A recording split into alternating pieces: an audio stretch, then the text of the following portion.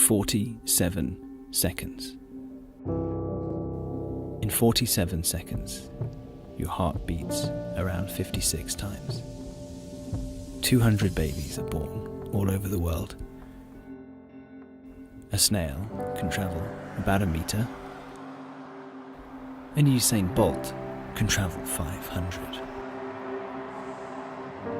And in 2015, an earthquake in Nepal shook its way across the country. It killed 9,000 people.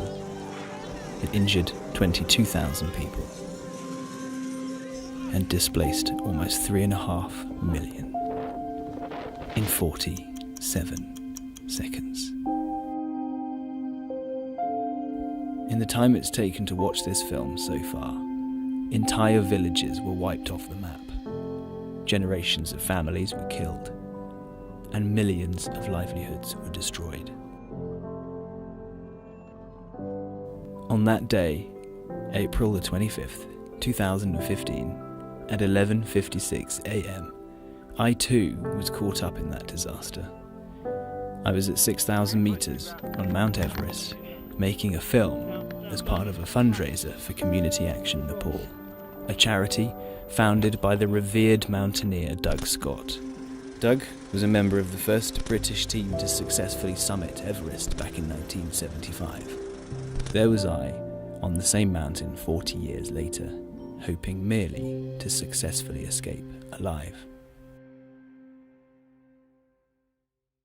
Fast forward 3 years and I'm back out in Nepal, this time with Doug Scott himself and the rest of the Community Action Nepal team. His charity helps some of the poorest people in the world, those living in the high Himalaya in Nepal. As part of a hugely collaborative effort, it helps local villagers to build and develop their own healthcare, education and community projects in a way that is not only environmentally sustainable, but economically sustainable in a way that empowers the locals to live healthier and happier lives without having to permanently rely on foreign aid. I'd learned that almost every single CAN project had been affected in some way by the earthquake. But in the 3 years since, the charity and the local people had completed almost all of the rebuilding efforts, and I'd come out to see the results for myself. CAN have partnered with a construction and engineering agency called WYG. They're an organisation that responds to disasters all over the world and helps to rebuild essential infrastructure. Together with Doug, they developed a programme for the earthquake response entitled Building Back Better, and developed an ethos that underpins every project that CAN and WYG undertake in Nepal. CAN as a charity has a very strong ethos about supporting locals, but only where help is requested and needed. And we were very keen in reconstruction that this ethos should be reflected. So we're really keen that we support the local skill sets within each village. They've been building stone masonry and timber for centuries, and they're very good at it. And there's very simple seismic resilient techniques that can be integrated into the local traditional building methods. So we're really keen that we maintain this vernacular architecture and approach, utilising the skill sets within the villager and minimising the amount of external skills that had to be imported into the village.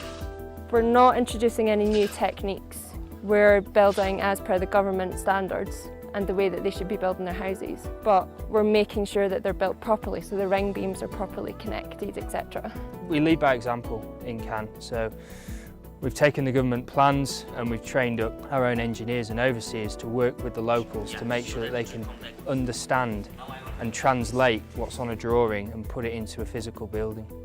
CAN aren't trying to enforce any building techniques, we're just trying to be a positive influence and help them realise that we're just trying to help save their lives.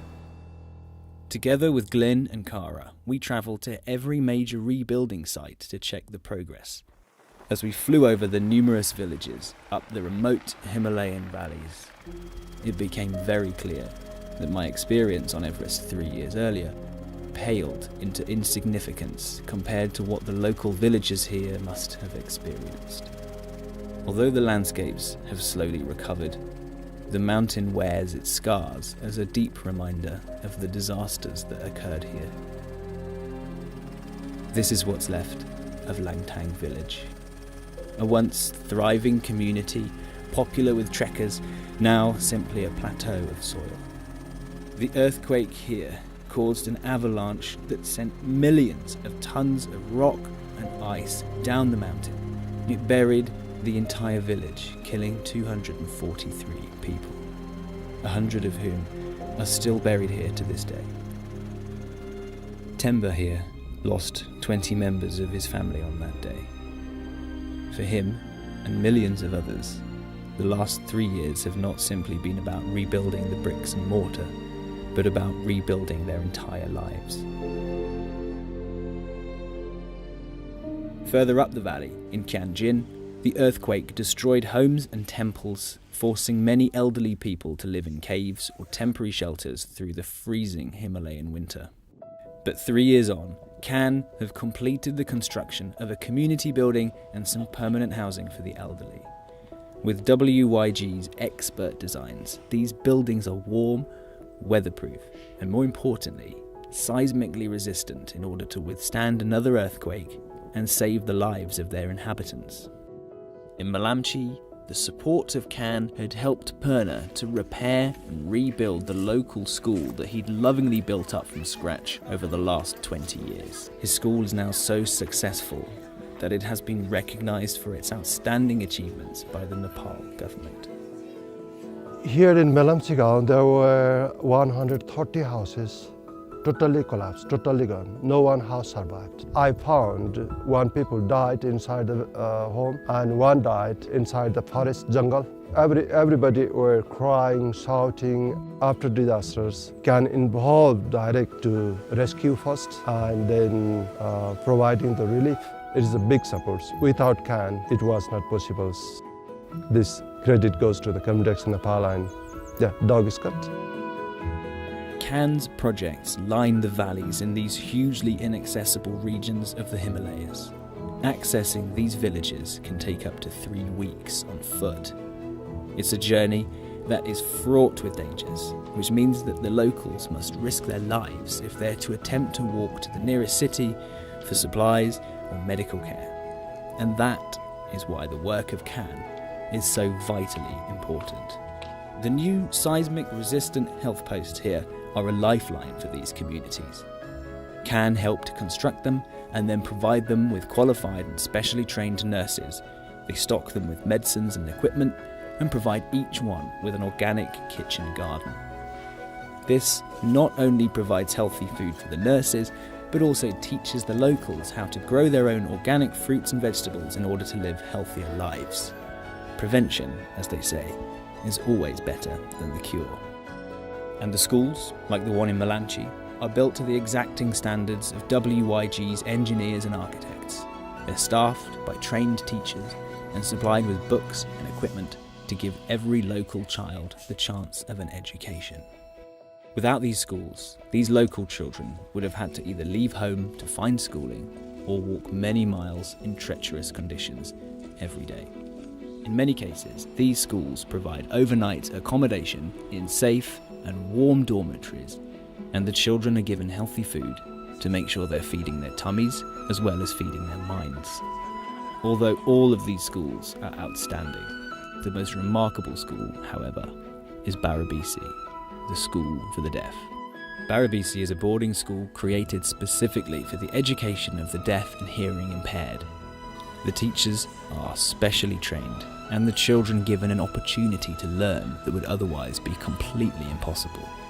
Since the rebuild, the school is now better than ever. The children have returned, and the earthquake is becoming a distant memory. As well as extraordinary young people, this school also boasts something quite remarkable in its garden. A mushroom farm has been set up that is now so successful it not only provides them with enough food to eat, but also with enough to sell at the local market and provide them with an income. WYG and Can's system for helping to develop these communities is so successful because they've put sustainability and collaboration at the forefront of their approach. They use locally available resources, which not only reduces the requirement for transporting the materials over a long distance, but also means that the resources are always available to the locals in order to repair or rebuild in the future. The charity relies on the locals to volunteer their time to help construct the buildings too. This way of working ensures that the locals are equipped with everything they need in order to build seismic-resistant buildings which may one day save their lives. But it also gives them the ability to take control of their own future by reducing donor dependency. And the impact of these projects goes way beyond just the bricks and mortar.